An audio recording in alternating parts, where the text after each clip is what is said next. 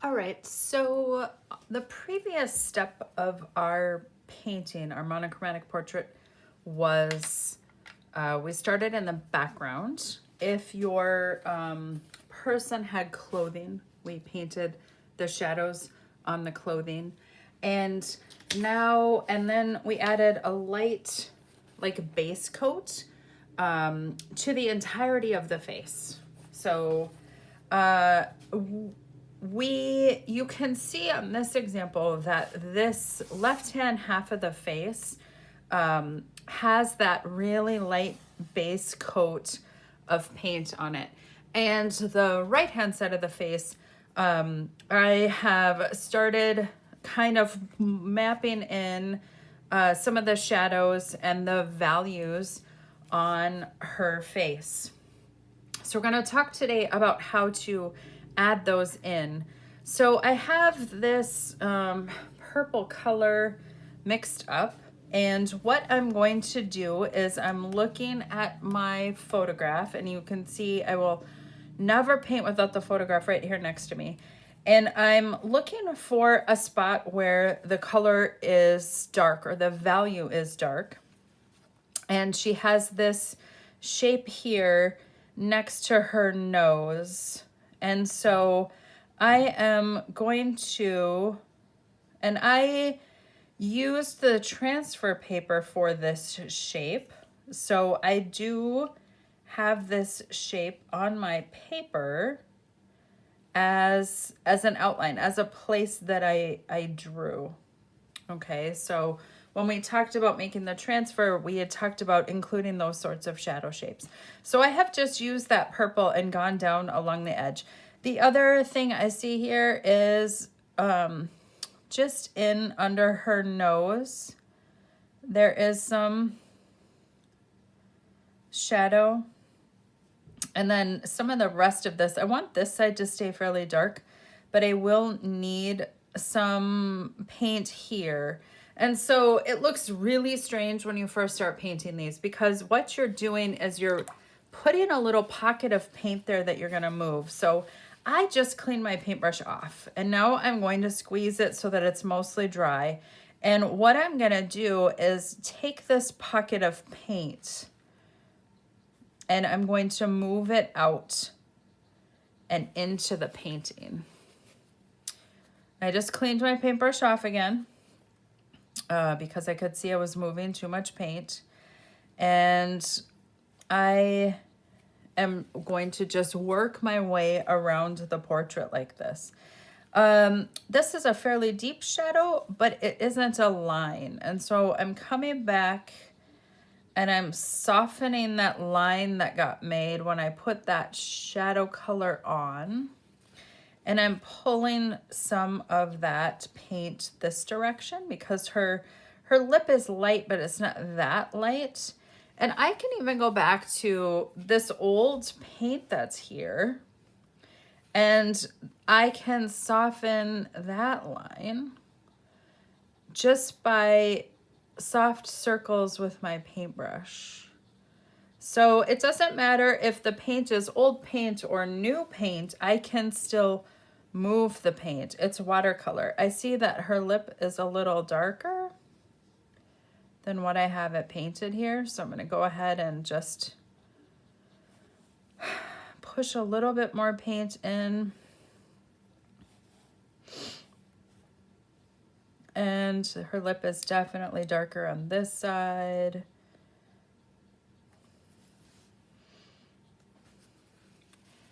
And now I'm cleaning my paintbrush off again, and I want to soften this shadow.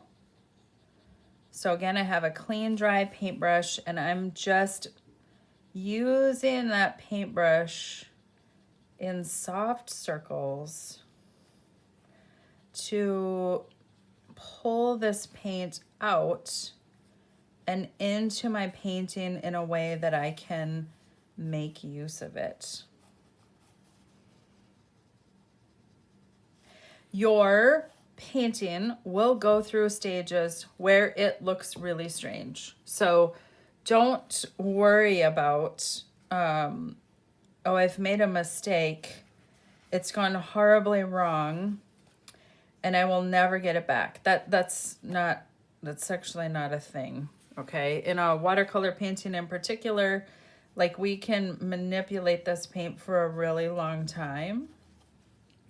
And it's why we work first in fairly light layers, because we are wanting to be able to continue to build on that value structure. So you can see I've added some of the shadows that are here on this side of her face as well. And I'm working that paint. This spot on her face is really light, but it's not quite as light as what I have it. So I'm just toning it down a little bit with some of the new paint that I just added. You will get to a point too where you need something dark to balance some of the shadows that you're putting in. So I have this dark on the inside of her mouth that I've added, so I can tell now that I've moved some of this paint. This shadow is actually too light already, right? I have moved too much of that paint off of that shadow, and so I've just brought more in. Now I've cleaned my paintbrush out again, and this connects with this top section of her nose. There's another darker shadow here, just under the edge of her glasses. And this is the process that you will use to create your painting. Add in a little bit of dark paint, moving that dark paint around with your paintbrush. If it gets too dark, you just clean your paintbrush out and dry it. And I just pulled all of that paint off of there. This is a really hard line and I need it to be softer, so I'm just gonna go in and soften that paint a little bit, pushing those shadows, moving that color so it isn't such a harsh line. As you work too, it can be really useful to use your camera and take a peek at what this looks like in black and white. We get very easily distracted by the idea of color, and looking at something again in black and white can be really useful, because it will help you kind of know, do I have the shadows too dark? Do I need to lift up a little bit of the color? Or are my shadows only feeling dark because I'm nervous about making the painting wrong? Don't be nervous about making the painting wrong. We have to just paint and make the painting happen. And we can always adjust the shadows as we go. This is a spot here now where I'm going to need another dark. So I can see that there's this really deep shadow on the edge of her hair. So I'm going to go ahead and grab a little bit darker paint. So I just added a little bit more black into the color that I've been using so that I can put a little bit of this darker in here at the edge.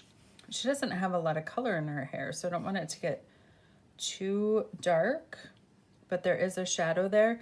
There is also this shadow here that's actually quite dark on just under the edge of her glasses. And so I'm going to include a couple of those darks. I can then also now move some of that paint and paint with that dark, and it will help kind of to balance out some of the other shadows that I'm gonna put on her face.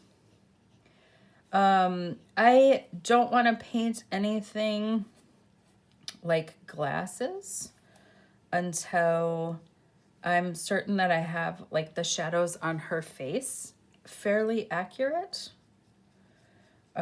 So make sure that you don't get caught up. The temptation when you're making a portrait is always to do like the fun bits. I want to do the eyes so that I can see if it looks like the person I'm trying to paint or if it looks like this person. But it becomes really important that you're working from big to small and that you don't get sidetracked by doing too many small things too fast. So you can see I'm just going to keep working on deepening some of these shadows here in the side of her face.